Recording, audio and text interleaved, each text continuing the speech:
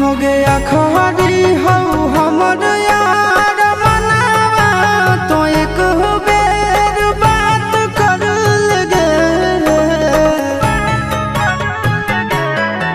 हो गया खरी हो हमर यार मनावा तो एक बेर बात कर लगे।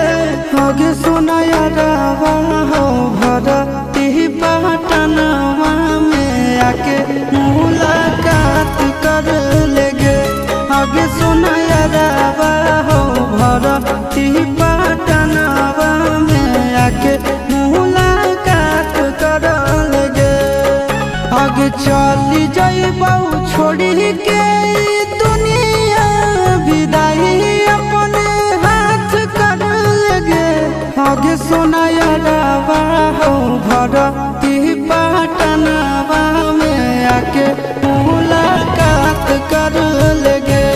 आगे सुना यारवा हो भरती पटनवा में आके मुलाकात कर लेगे।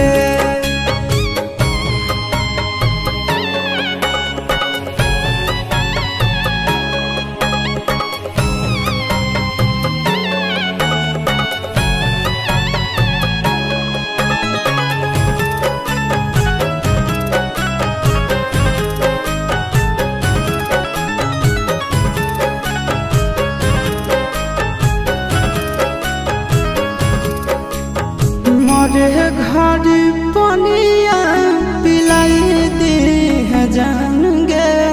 कफन ओढ़ाई दी है टूटत ही जब प्राण गे।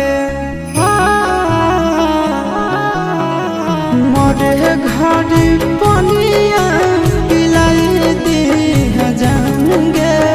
कफन ओढ़ाई दी है टूटत ही जब प्राण गे। हगे हमारा से तोरा जाती प्यार होता भेंट साथ छात कर लगे। हगे सोना यारवा